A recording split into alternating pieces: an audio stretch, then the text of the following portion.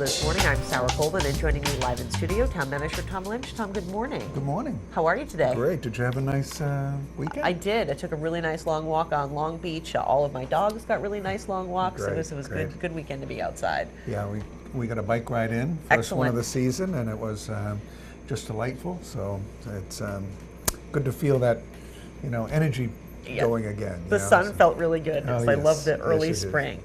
So of course, springtime means budget time, as always. And I know that we're anticipating the arrival of the budget and the capital improvement plan book this week. Yeah, as we've said on past Barnstable This Morning shows, we have been working very hard on the capital improvement plan. Finished that last week. Got a draft report back from the printer. It's at the printer now, and then once we get copies of that, we have them first for the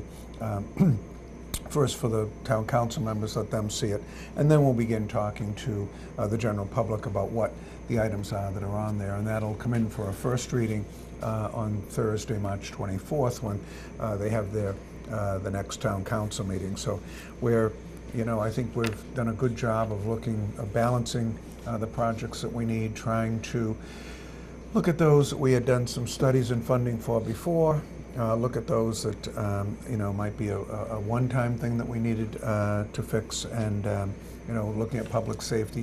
One thing I added this year is I put in a project rationale sheet where there's one page that talks about why we made the choices that we made. So sometimes we have to go through individually and look at that, but we looked at health and safety reasons and high usage and things that are in some of the scoring that's done by our independent groups that look at that. So that'd be an extra kind of tool for the councilors and also for the public to use if they want to know why we might have chosen one project over another. And of course, the operating budget is, that's going to be about, $180 million budget this year. So in addition to spending your whole year making sure that we're implementing the budget properly, we need to, put this year's budget together. So we look at what everybody wants, and we look at what we need. We're constantly examining whether the service we're delivering and the service delivery we're giving is matching the dollar investment that we're making into that project. We'll be looking again at public safety and DPW, our big departments, as to making sure that they've got the resources that they need. An issue before some of the committees has been things like aquaculture and things like that we're taking a more close look at to see if there are ways that we can, boost that industry. And then there'll be little things, like one thing that I talked about last week with Mark Milne and DPW is we also have operating capital dollars within, say, the DPW or the all the other budgets actually.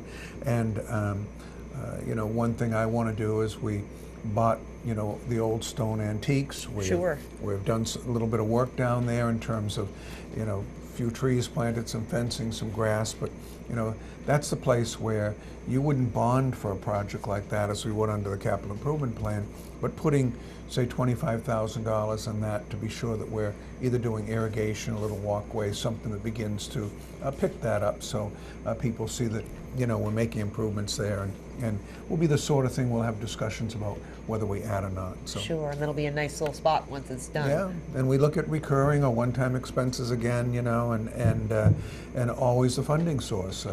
There are some positions or projects that get funded because they're either supported by fees or they're within an enterprise account, and they have the revenues where you can put that in. So lots of choices to be made, and we've got lots of charts and numbers that we're looking at right now. So sure. And so when are you hoping to wrap up the operating budget? Well, it'll be a few more weeks on that before.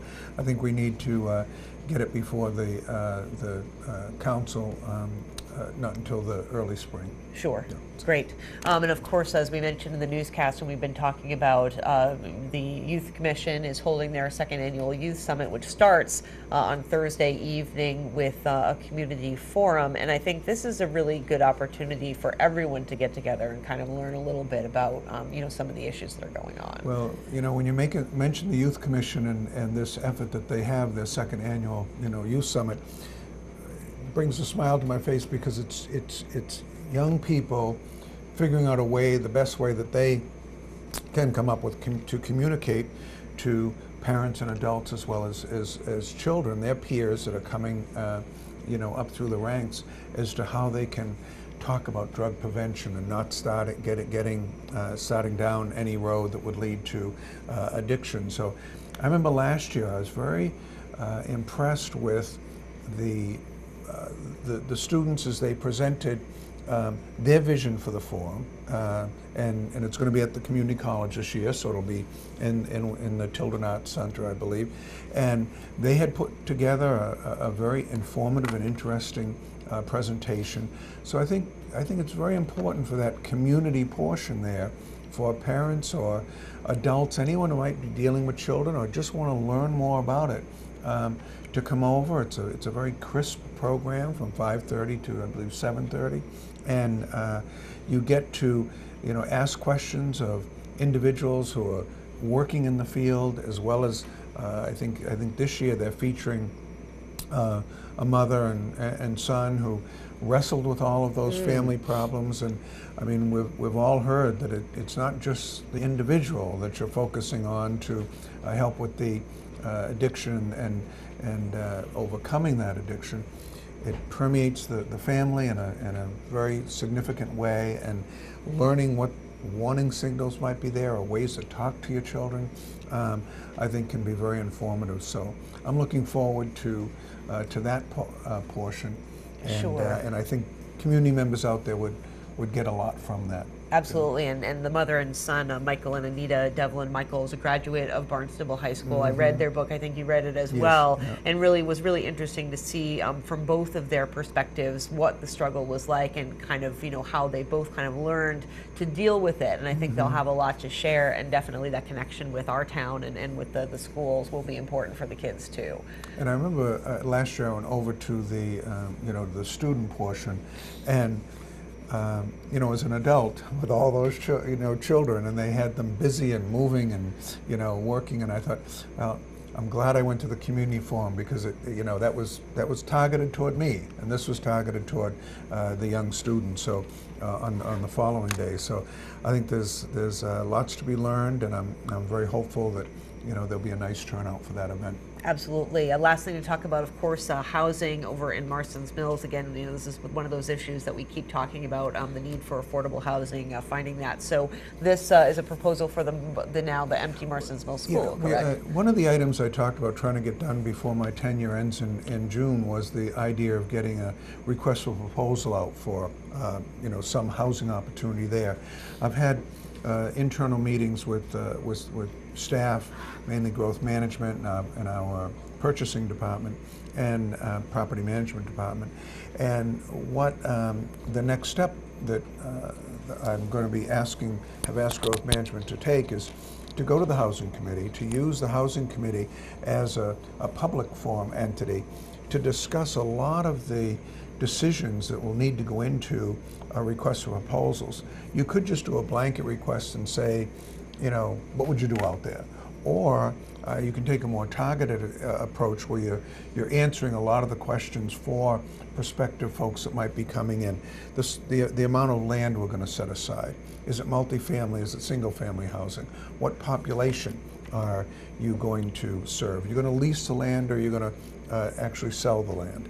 And all those decisions are decisions that a housing agency or someone who is in that field will want to have some idea of before they start putting a proposal together, because there are multiple funding sources that one may have to go to make a project work, depending on what income level you're serving, and again, what that population looks like. So I'm very hopeful that we can use that committee and use the studies we have. We have a very good housing needs analysis that was done last year. We're gathering information for a housing production plan right now.